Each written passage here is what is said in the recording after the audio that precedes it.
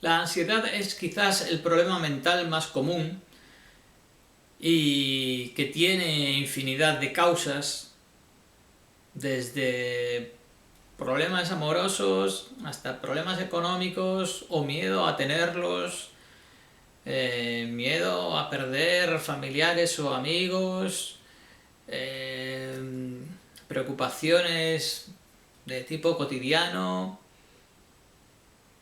problemas en el trabajo, problemas con otras personas, mmm, de todo. Miedo en el instituto, lo que sea. Quizás es precisamente el miedo, de una manera o de otra, lo que está involucrado en la mayoría de los casos de ansiedad. Mm, la ansiedad en sí es una reacción normal, digamos, que tiene el organismo ante situaciones de peligro y que es útil, digamos, para tu supervivencia y eh, tu salud y tu bienestar. ¿Cuándo se da? En los casos en los que es útil. O sea, la ansiedad, que es una situación, una sensación de, bueno, una situación de alerta del organismo ante un peligro, hace que determinadas funciones se inhiban y otras se potencien, de forma que te hace más efectivo a la hora de huir o a la hora de reaccionar con rapidez y decisión ante determinadas situaciones. Entonces, si de repente te aparece un perro que te va a atacar, pues se produce una reacción de ansiedad en el cuerpo, se inhiben cosas como la producción de la mucosa gástrica o muchas funciones que no son esenciales para ese concreto momento, y, y también que pueden ser útiles. Por ejemplo, se inhibe, que yo sepa, la circulación sanguínea en las zonas más superficiales, de forma que si te cortas es más difícil que te desangres, se abren más los ojos muchas veces, se aumenta la atención, eh, y se aumenta la capacidad de reacción, los reflejos. Y de hecho a veces alguno o alguna os habrá pasado que os habéis visto en situaciones en las que de repente os veis subidos en algún sitio o habéis huido de alguna situación en la que dices, pero esto cómo he conseguido llegar yo hasta aquí con semejante destreza, que casi ni te das cuenta de cómo has llegado hasta allí o cómo has reaccionado de una manera tan ágil. Y claro, en esos casos pues es muy útil, pero no siempre es el caso. Muchas veces no tienes ningún tipo de peligro y te ves con una situación de atención ante un peligro que a veces es inexistente, o un peligro que, aunque sea existente, no se ve mitigado ni solucionado por el hecho de que tú estés alerta en ese momento. O sea, puede ser normal que te preocupe que te vayan a echar del trabajo, por ejemplo, pero un estado de ansiedad continuado respecto a eso no va a favorecer tu situación en ese contexto. No va a hacer ni que te echen del trabajo o que no te echen. Lo que te va a hacer es estar preocupado y pasándolo mal por ese potencial peligro. Y es ese miedo al potencial peligro lo que está detrás de la mayoría de los casos de ansiedad, o al menos muchos de ellos, de una manera directa o indirecta.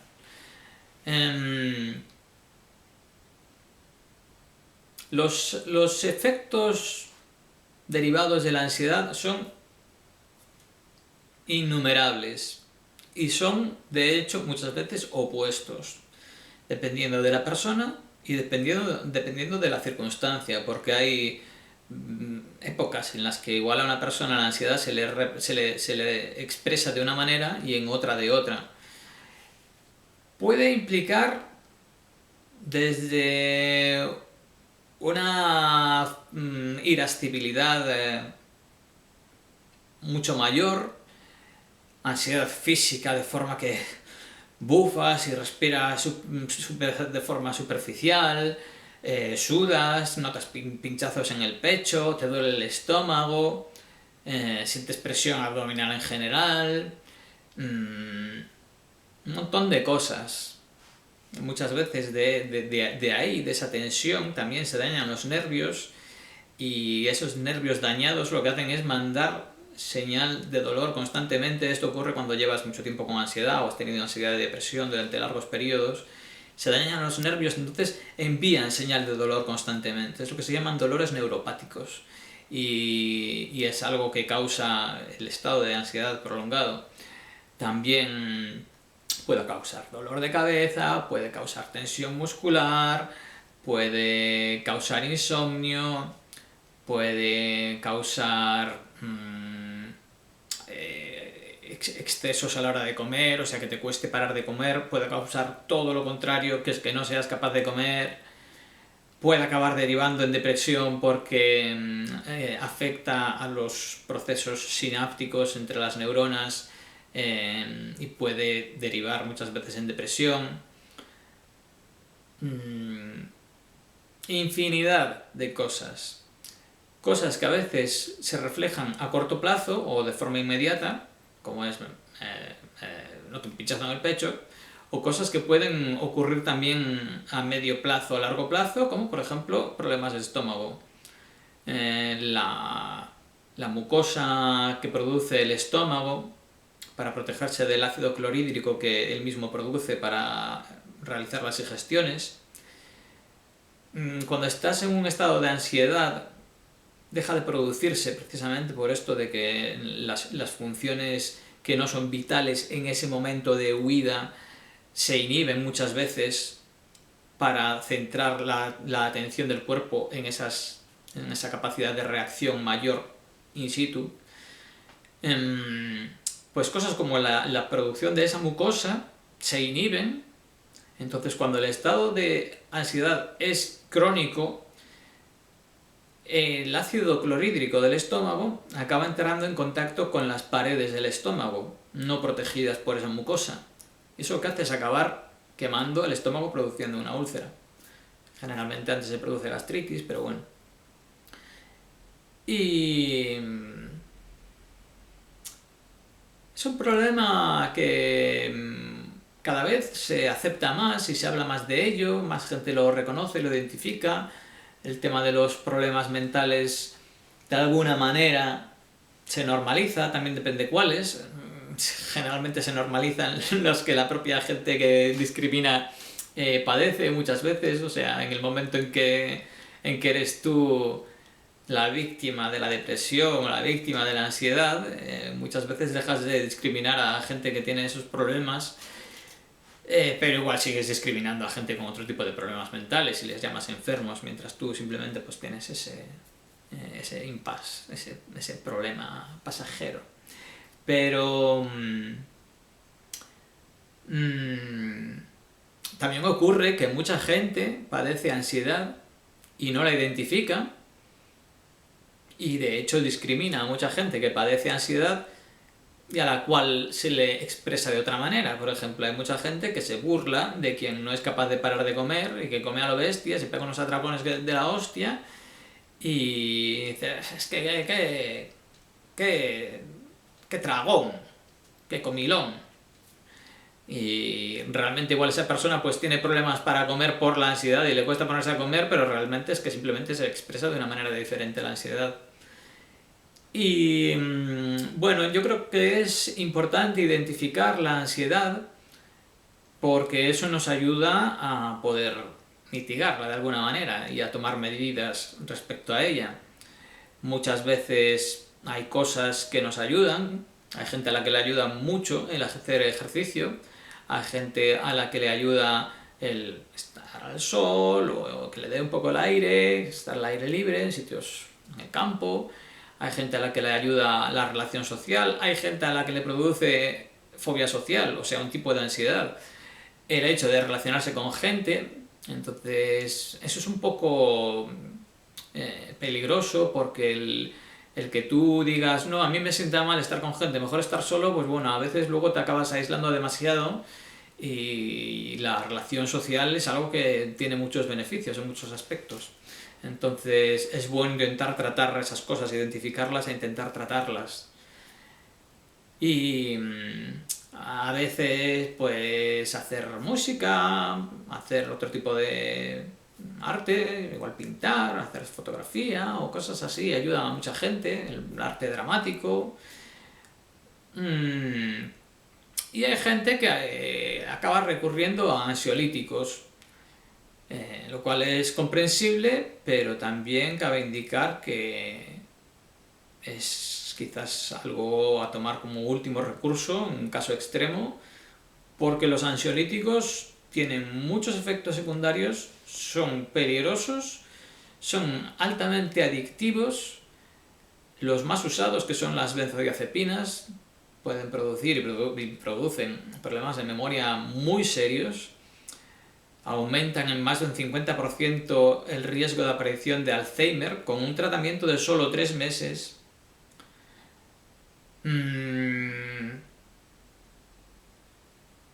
Producen incluso encogimiento del cerebro, producen dificultades en el lenguaje, de forma que te cuesta acceder a determinadas palabras o expresiones o así. Y el tema de la adicción en muchos casos para muchas personas es un problema serio, porque dejarlas es a veces tan difícil como dejar los opioides, como dejar la heroína. Hay gente que lleva años y años y años y años intentando dejar las benzodiazepinas y no es capaz. A alguna gente le ayudan los antidepresivos clásicos, digamos, los inhibidores selectivos de la recaptación de la serotonina, y a alguna gente le dan la risa.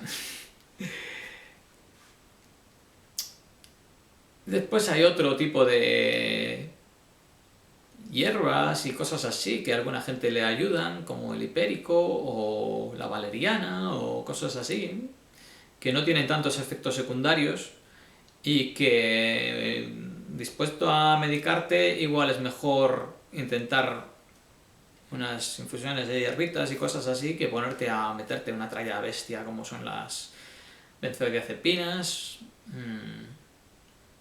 que pueden dar y dan de hecho serios problemas.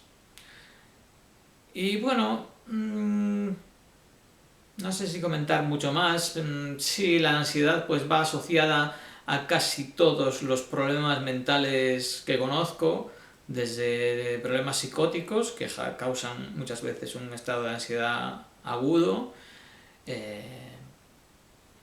brotes en bipolares que muchas veces no solo son de euforia, sino que a veces son más bien de mucha tensión y obsesión y preocupación y angustia y muchísima ansiedad, en problemas como trastornos de personalidad que incluyen mucha angustia y ansiedad, el trastorno obsesivo compulsivo que implica muchísima ansiedad, trastornos como la fobia social que implica mucha ansiedad también y dificultad para poder tratar con el resto,